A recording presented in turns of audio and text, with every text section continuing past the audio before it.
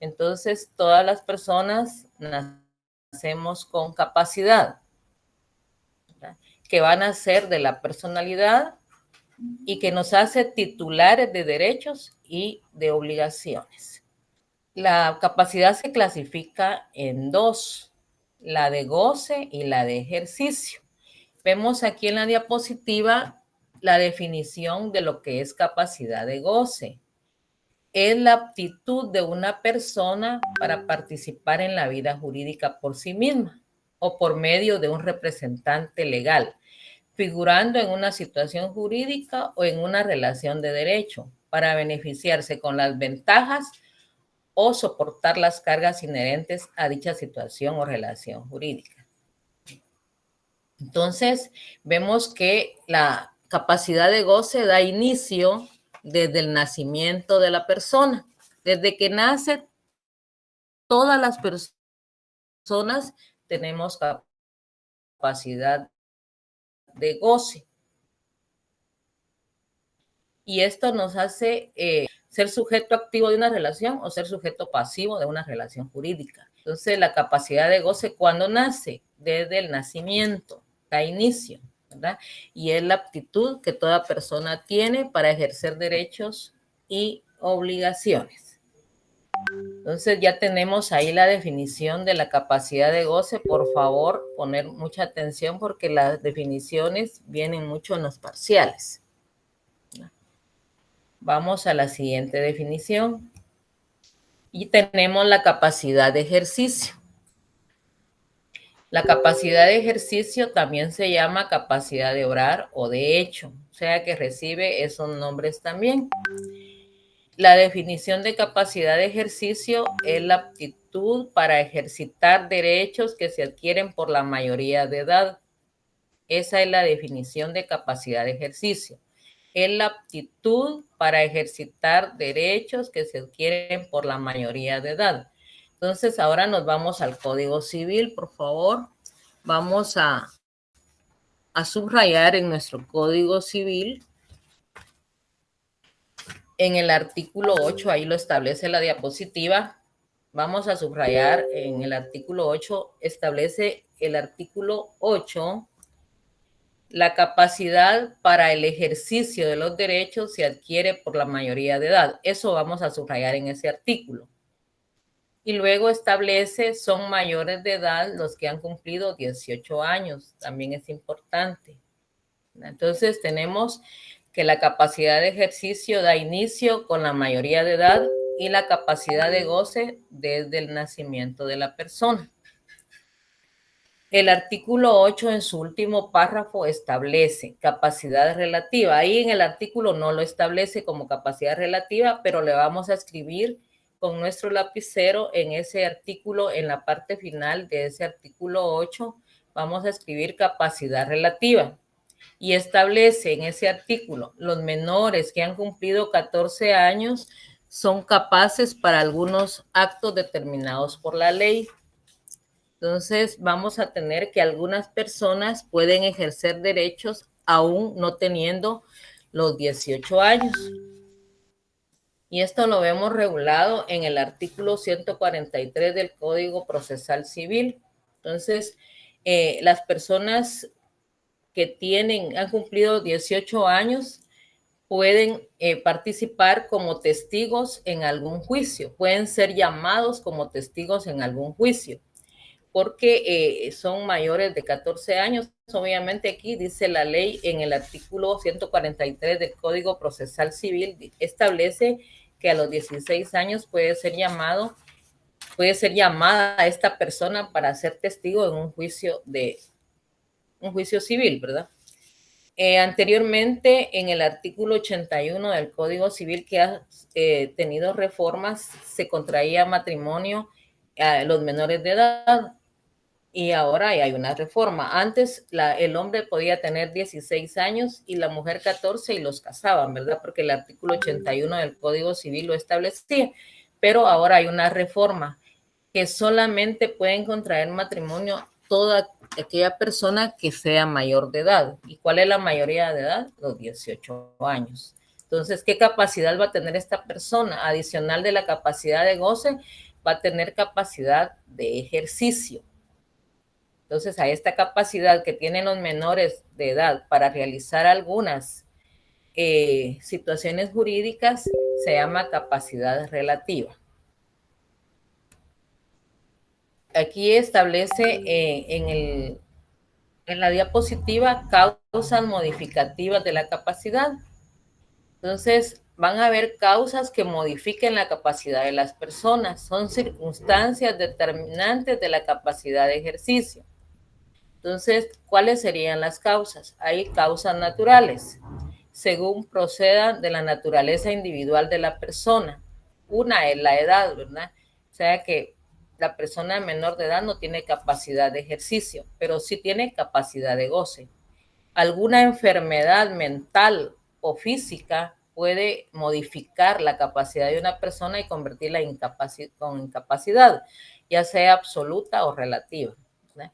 Y el sexo de una persona, por ejemplo, en un trabajo donde tenga que cargar, por ejemplo, buscan cargadores para cargar un camión de sacos de cemento o de algún otro maíz o otra situación, no van a contratar a una mujer porque no tiene la capacidad física que aguante ese peso. Entonces van a contratar a hombres. Entonces ahí hay una causa modificativa de la capacidad en cuanto al sexo, ¿verdad? Según la constitución de la mujer no aguanta tanto peso. En cambio los hombres, por su constitución física, tienen mejor constitución, ¿verdad? Y aguantan más peso. Esto sería en las causas naturales. Circunstancias jurídicas que también pueden causar modificación en la capacidad. Ahí, según tengan su origen en las cualidades mismas de la persona, su convivencia o coexistencia en la sociedad. Entonces, está la profesión. Es una de las causas que puede, unas circunstancias que puede modificarse, ¿verdad? Entonces, vemos que un doctor, por ejemplo, ejerce la profesión de médico, pero tiene una negligencia médica, ¿verdad? Hizo una operación y dañó permanentemente a la persona, tenía que operarle, por ejemplo, el estómago y le operó otro órgano y esta persona fallece o tiene alguna incapacidad por su culpa, entonces le retiran la cédula profesional. Entonces vemos ahí que van a tener esa circunstancia jurídica donde por la profesión va a modificar esa capacidad de ejercer su profesión porque tiene una negligencia médica. La nacionalidad puede ser una causa modificativa de la capacidad. Las personas nacidas en Guatemala tienen todos los derechos por ser nacionales, pero las personas extranjeras no van a contar con los mismos derechos de los que nacimos en Guatemala, ¿verdad? El domicilio también puede ser una causa modificativa de la capacidad. Todos tenemos un domicilio que tenemos registrado en la Superintendencia de Administración Tributaria SAT. Entonces, eso lo constituimos voluntariamente. Nuestra residencia, en el punto que nosotros decíamos, tenemos nuestra dirección. Cuando nosotros cambiamos de domicilio o residencia, tenemos que dar el aviso a la SAT, modificar esa capacidad donde donde nos notificaban, ¿verdad? Por cualquier situación. Entonces ahora ya vamos a tener otro domicilio. Es una causa modificativa de la capacidad. El parentesco es otra de las causas modificativas. ¿Por qué razón? Porque las personas no pueden contraer matrimonio, por ejemplo, entre parientes, dentro de hasta el 4º grado de consanguinidad, ¿verdad? Entonces, es una causa modificativa.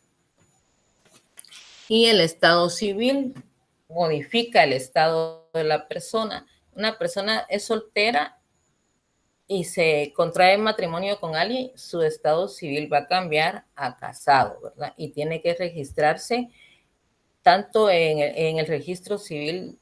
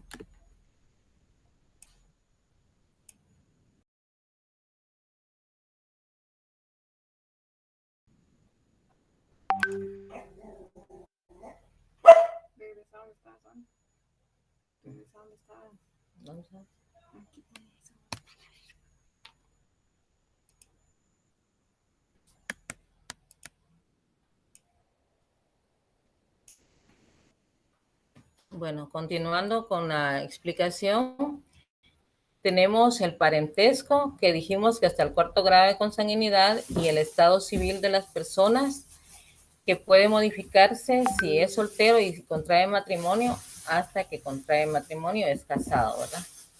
Definición de incapacidad. Vamos a la definición de incapacidad. Es la falta de aptitud legal para ser sujeto de derechos y obligaciones. El artículo 9 del Código Civil, los mayores de edad que adolecen de enfermedad mental que los priva de discernimiento deben de ser declarados en estado de interdicción. Pueden asimismo ser declarados en estado de interdicción las personas que por abuso de bebidas alcohólicas o de estupefacientes se exponen ellas mismas o exponen a sus familias a graves perjuicios. O sea que las personas que tienen una enfermedad mental tienen que ser declaradas en estado de interdicción para poder tener ahí una incapacidad absoluta.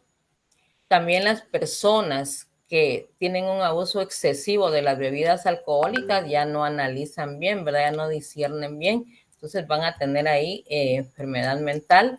Y las que toman demasiadas drogas, ¿verdad? Consumen demasiadas drogas también. Van a exponerse ellas y a toda su familia.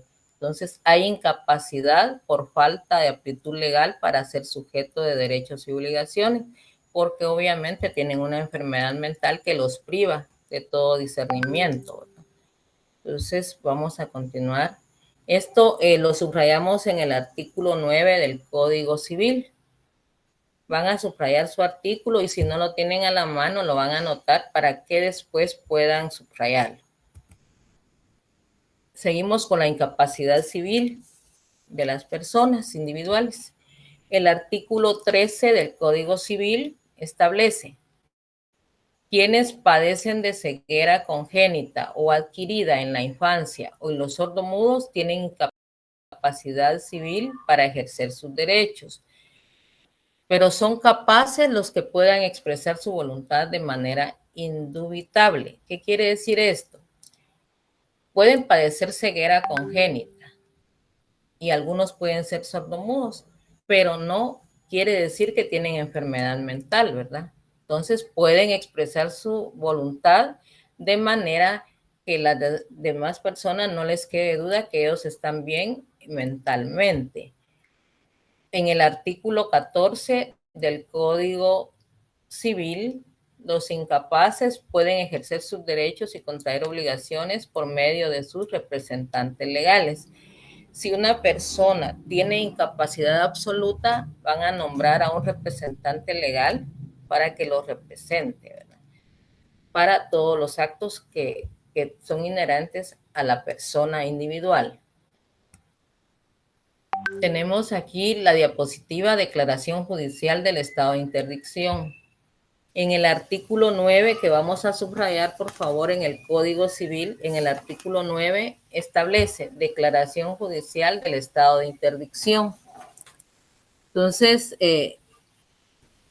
este establece la declaratoria de interdicción, produce desde la fecha en que sea establecida en sentencia firme incapacidad absoluta de la persona para el ejercicio de sus derechos, pero los actos anteriores a tal declaratoria pueden ser anulados si se probare que la incapacidad existía notoriamente en la época en que se verificaron. Entonces, tenemos ahí que para que una persona sea declarada con estado de interdicción, tiene que haber pasado por evaluaciones de un psicólogo, primero la trabajadora social, ¿verdad?, del juzgado, juzgado civil de familia, Va a pasar también un dictamen por la psicóloga del juzgado, por la psiquiatra, para verificar si realmente esta persona no está bien en sus facultades mentales. Entonces, ya con todos estos dictámenes, el juez va a emitir, también va a pasar a la Procuraduría General de la Nación el caso para que emita dictamen, ya sea dictamen favorable o desfavorable. Si es favorable, quiere decir que la incapacidad sí existe, incapacidad absoluta de esta persona. Y entonces el juez de familia va a emitir una sentencia o auto para que establezca que hay declaración judicial de estado de interdicción de la persona en mención. ¿A dónde se va a inscribir la declaración judicial de estado de interdicción? En primer lugar, se va a inscribir en el Registro Nacional de las Personas. ¿Por qué razón? Porque ahí se registran todos los actos que van con las personas individuales. ¿Y dónde se lo van a colocar la observación?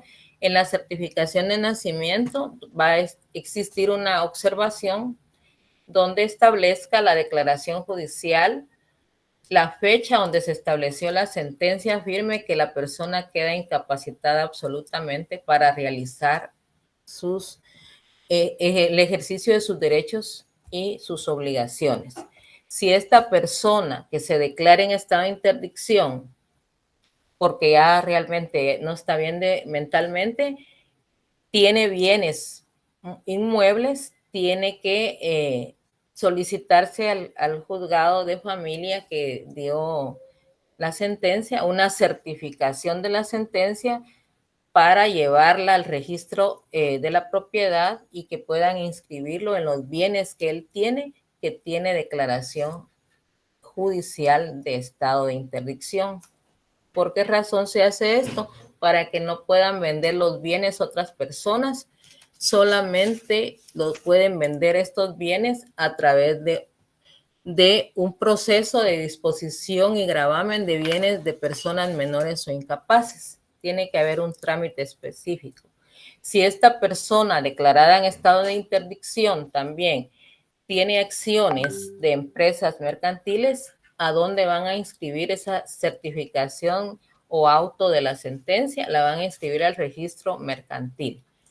También, por ejemplo, tiene algún vehículo, lo van a inscribir con la certificación que emita este juzgado al registro de la SAT para que quede ahí en la declaración judicial de estado de interdicción de la persona en mención. Entonces, la declaración judicial de estado tiene una sentencia ya firme. Entonces se inscribe en los diferentes registros dependiendo qué bienes tenga la persona. La incapacidad relativa, vamos al artículo 10 del Código Civil, y este establece las perturbaciones mentales transitorias, no determina la incapacidad de obrar, pero son nulas las declaraciones de voluntad emitidas en tales situaciones. ¿Qué quiere decir esto? Que las personas pueden tener algunas lagunas mentales y en ese momento no pueden ser valederas las situaciones jurídicas que esta persona contraiga. ¿Por qué razón? Porque no está con la capacidad mental para realizar algún negocio jurídico. Entonces van a ser nulas, ¿verdad? Porque esta persona tiene incapacidad relativa en ese momento, pero no tiene incapacidad absoluta. Entonces, cuando ya esté fuera de esas lagunas mentales, ya puede realizar el negocio jurídico que corresponde. En el artículo 11 del Código Civil, que vamos a subrayar también, tienen que tener su Código Civil a la mano e ir subrayando para tener ahí, esto está en el Código. Establece, después de la muerte de un individuo, los actos realizados por él mismo no podrán impugnarse por incapacidad, sino cuando la interdicción ha sido pedida antes de su muerte o cuando la prueba de la incapacidad resulte del mismo acto que se impugna. Entonces, si una persona ya está fallecida, no van a pedir la incapacidad, ¿verdad? En la declaración de interdicción, porque ya no es a quién le van a hacer los exámenes, ¿verdad? Entonces, Los dictámenes tiene que ser a una persona que está con vida, ¿verdad? Para realizarle los diferentes exámenes y que emitan dictámenes, tanto la psicóloga y la psiquiatra, ¿verdad? Para determinar el estado de interdicción. En el artículo 12 del Código Civil, ¿quién puede solicitar el estado de interdicción de las personas individuales? Ahí establece la PGN, quiere decir Procuraduría General de la Nación. En el código está Ministerio Público, pero ya ahora ya es Procuraduría General de la Nación. También pueden solicitarla a los parientes del incapacitado, siempre que estén dentro del 4º grado de consanguinidad, o las personas que tengan alguna acción que deducir. Entre esto podrían ser los acreedores de esta persona o bien los representantes legales que pueden solicitar el estado de interdicción de la persona que ellos consideren que realmente ya no tiene la capacidad mental para realizar los negocios que ellos necesiten. Tenemos aquí la definición de estado civil. Es el conjunto de condiciones de una persona física que determinan su situación jurídica y le otorgan un conjunto de derechos y obligaciones. Entonces, el estado civil va a ser esas condiciones de la persona física que van a determinar en qué situación jurídica se encuentra. Entonces, el estado civil de una persona soltera o casada o fallecida, ¿verdad? Entonces, vamos a ir viendo los estados que existen. Características del estado civil. El estado civil tiene varias características. La primera característica es la incidencia en la esfera individual de la persona. Entonces, el Estado va a incidir, ¿verdad?, en una persona individual, sea soltera o casada. La libre determinación del individuo de realizar ciertos actos que lleven aparejada la adquisición de un Estado. Es libre para contraer matrimonio, es libre para disolver el matrimonio a través del divorcio. Tiene carácter permanente. Entonces vemos ahí que puede ser permanente si la persona no.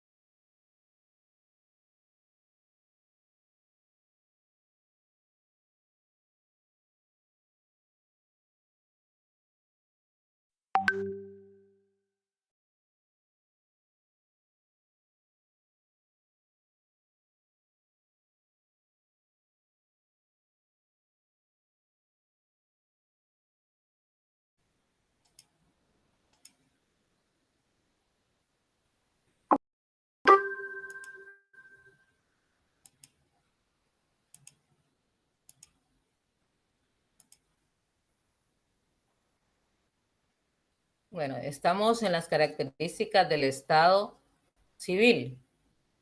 Estábamos viendo las características. Tiene carácter permanente, es indivisible, es inalienable, es imprescriptible y es oponible. Ahí vemos, entre comillas, palabras en latín que quiere erga omnes, que quiere decir contra todos. O sea que es oponible.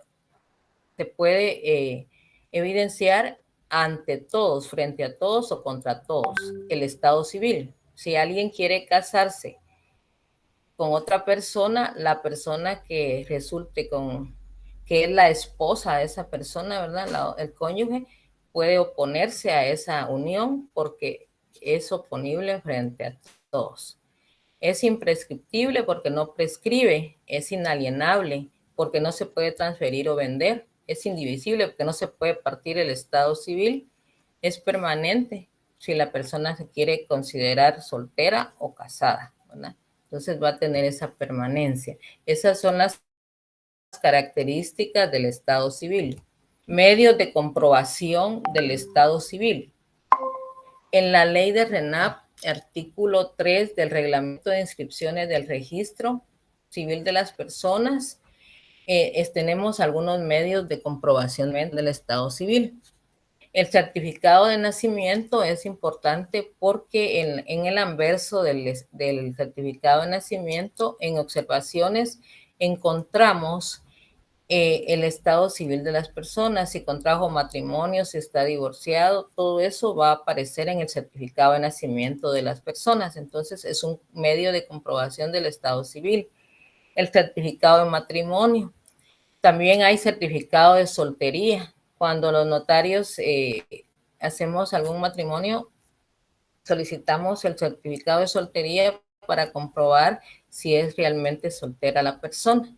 También el certificado de nacimiento. También está comprobar el estado de la persona, el certificado de defunción, y hay otros más. Vamos a encontrarlo en la ley de RENAP, artículo 3 del reglamento de inscripciones del registro civil de las personas. Acciones de estado civil. Tiene por objeto establecer la modificar el estado civil de una persona y se dan en cuestiones relativas al nacimiento. Entonces se va a modificar el nacimiento, le van a colocar, ¿verdad? Le van a inscribir los nombres que los padres deseen, los apellidos de los padres. Puede haber un reconocimiento de algún hijo, ¿verdad? Entonces lo reconoce, ya cambia su estado civil. Hay acciones que cambian porque ya va a tener un nombre, los apellidos de los padres. También está la tutela, la adopción, adoptan a un niño, cambia sus apellidos. El divorcio también, ya deja a la señora de estar usando el apellido de casada. La ausencia también porque lo declaran fallecido, ¿verdad? Muerte presunta.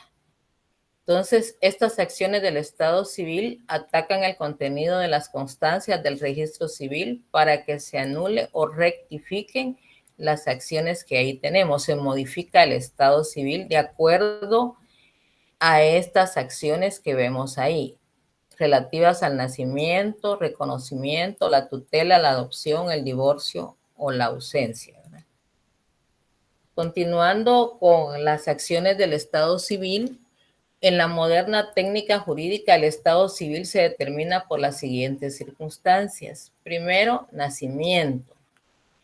Cuando la persona nace, pues los padres tienen la obligación de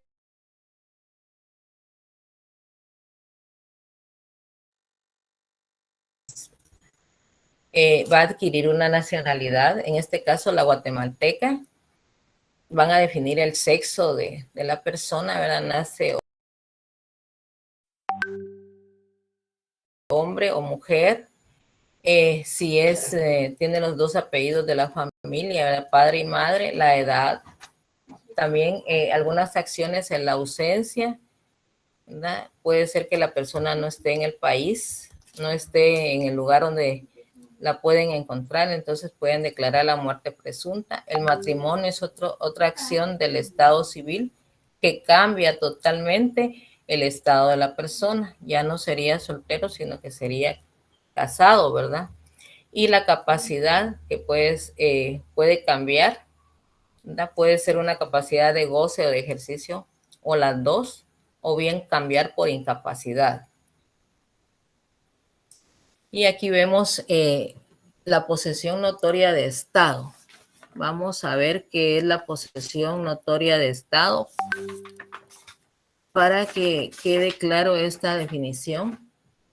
La posesión notoria de Estado es un medio de acreditar el estado habitualmente de hijo o de cónyuge y consiste en hacer valer una situación de hecho frente a la sociedad para poder acceder a su reconocimiento oficial de derecho. Entonces, vamos a dar un ejemplo. Resulta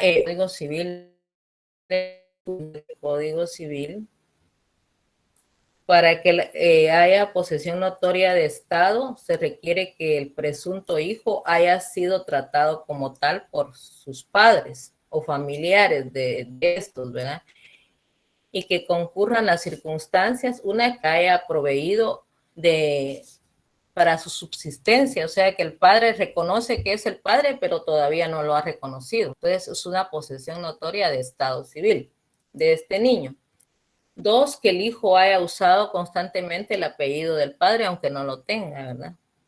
Y 3, que públicamente las personas lo reconozcan que es hijo de esta persona que aún no lo ha reconocido. Entonces hay posesión notoria de estado cuando hay un proceso de filiación y de paternidad, aunque todavía no lo haya reconocido. Entonces, la familia trata como familiar, ahí sí que, ¿verdad? El niño es familiar, por ejemplo, la mamá del cónyuge, del señor, ¿verdad? Dice que es su nieto, ¿verdad?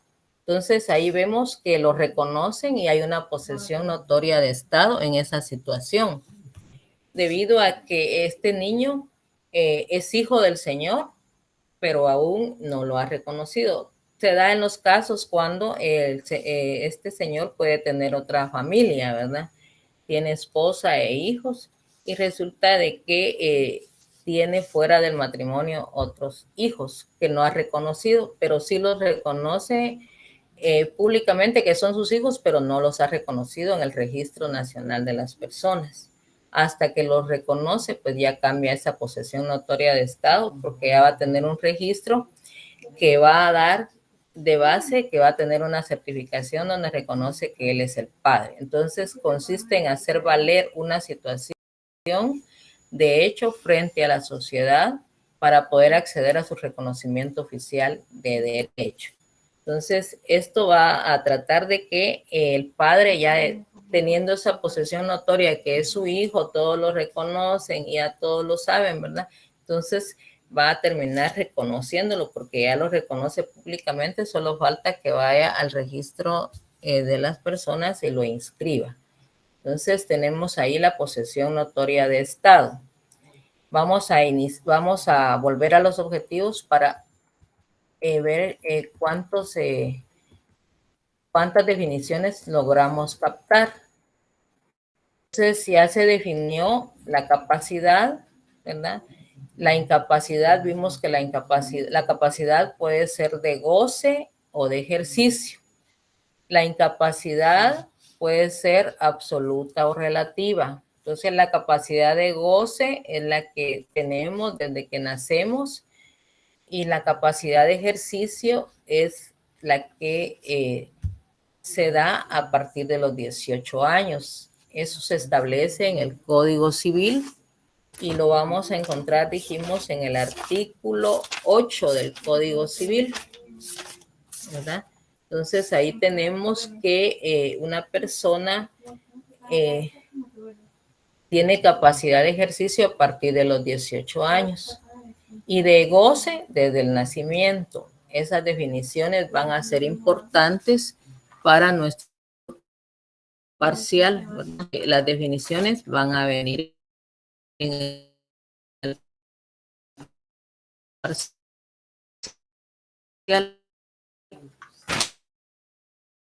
La capacidad que la persona posee para ser titular de derechos y obligaciones. Esa es la definición de capacidad, ¿verdad? Entonces tiene dos clases de capacidad, de goce desde el nacimiento y de ejercicio a partir de los 18 años. La incapacidad dijimos que era relativa y absoluta. ¿Cuándo es absoluta? Cuando la persona ya tiene problemas mentales, ¿verdad? Y tiene que ser declarada el estado de interdicción. Ahora, la relativa es momentánea, o sea que le dan lagunas mentales a veces a esta persona. Eso dijimos en lo que era el estado de interdicción, tiene que ser declarado por un juez de familia, siempre y cuando existan los exámenes pertinentes, ¿verdad? Tanto del psicólogo como del psiquiatra, para que pueda el juez emitir una sentencia o un auto que posteriormente se vaya a inscribir en el registro de RENAP, que es el primer registro donde va a inscribirse para modificar la capacidad de la persona, ¿verdad? Y la otra situación es que si tiene bienes, dijimos también que esta persona tiene bienes, va a hacer eso, va a solicitar una certificación en el registro, en el juzgado, para inscribirla en el registro de la propiedad, para que no puedan vender los bienes que están a nombre de esta persona, porque tiene estado de interdicción, ¿verdad? Entonces, también está el estado civil. El estado civil de las personas se pueden modificar, ¿verdad? El estado civil, que es el conjunto de condiciones de una persona física que determina su situación jurídica y le otorgan el conjunto de derechos y obligaciones. Entonces, es el conjunto en lo que es el estado civil. La definición es el conjunto de condiciones de una persona física que determina su situación jurídica y le otorgan un conjunto de derechos y obligaciones. Ya vimos la declaración judicial de estado de interdicción a través de un juez de familia. La posesión notoria de estado, que es la que acabamos de estar viendo, ¿verdad? Que establece que es un medio de acreditar un estado civil habitualmente de un hijo o de un cónyuge. Entonces, ahí están las definiciones de los temas que se estuvieron dando en la clase del día de hoy en las diapositivas. Y establece la diferencia entre capacidad de goce y de ejercicio. Sabemos que de goce es del nacimiento y del ejercicio da inicio con la mayoría de edad. Identificar las clases de incapacidad, tanto la absoluta como la relativa.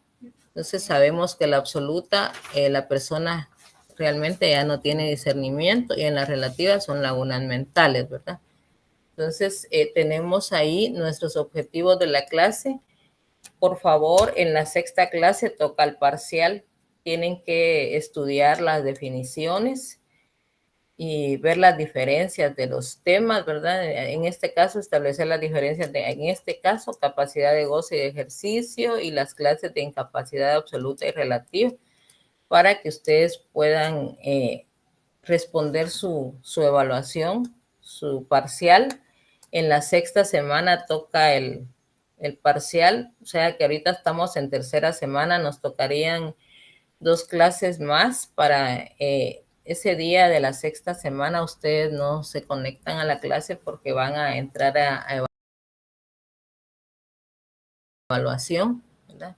Entonces, tienen que tener bien claras las definiciones, bien claras las diferencias entre los diferentes temas, tener su código civil a la mano, ¿verdad? Para poder primero leerlo, ¿verdad? Los artículos que en las diapositivas se les fueron mostrando, ir marcando lo más importante que se les fue diciendo y tener a la mano su código civil para que puedan verificar todos estos temas porque están dentro del código civil, ¿verdad? También está el libro de Alfonso Brañas, que le ayuda mucho a uno porque son libros que le aportan bastante a los temas que estamos trabajando, ¿verdad? También está la ley de RENAP, que es importante que la adquieran porque aquí yo sé que hay estudiantes de todas las carreras, pero los estudiantes de derecho sí tienen que tener todas sus leyes porque son fundamentales para que vayan aprendiendo a utilizarlas. El manejo de leyes se llama cuando uno puede subrayar y conocer dónde están los diferentes artículos de la ley para que todos puedan conocer, ¿verdad? Ya vimos que dónde están lo que dice de las inscripciones que vimos hoy, del artículo 3 de la ley de RENAP, de las inscripciones, y esta ley pues también se puede adquirir en las librerías jurídicas, tanto el Código Civil como la ley de RENAP. También tienen que ir adquiriendo la ley del organismo judicial, la ley de familia, porque en algún momento algunos artículos van a ser tomados en cuenta para estas clases, ¿verdad? Todas las clases son importantes. Las diapositivas van a quedar en el video para que ustedes las puedan ver. y así analizar de acuerdo al contenido del programa. El programa está en el correo del curso. Cualquier duda que tengan pueden hacerla llegar a través del correo del curso, ¿verdad? Entonces, estamos con la clase que fue el día de hoy, ¿verdad? La capacidad y toda la incapacidad de las personas individuales, no de las personas jurídicas. Estamos hablando de las personas individuales. Esperamos que realmente salgan bien en sus parciales, ¿verdad? Porque no es solo con la clase, sino que tienen que estudiar los códigos para poder solventar bien el examen, poder ganar ese examen y poder ir ganando los cursos de las carreras, de las diferentes carreras a las que ustedes pertenecen, ¿verdad? Entonces, vamos a pasarnos a la última diapositiva para ir ya dando por finalizada la clase. Entonces, ya vimos que le decía, la ley de RENAP en el artículo 3, el reglamento de inscripción del registro de las personas. Ahí adquieren la ley de RENAP, por favor, que puede ser que no la tengan. Y la última que vimos fue la posesión notoria de Estado, que públicamente reconocen al hijo, ¿verdad? Lo reconocen como hijo de esa persona, con sus apellidos y todo, en todos los ámbitos sociales. Entonces, con esta diapositiva estamos terminando nuestra clase, ¿verdad? Y espero que realmente les pueda quedar algo de los contenidos, que les haya quedado claro. Muchas gracias por su atención. Nos vemos la próxima semana. Feliz noche.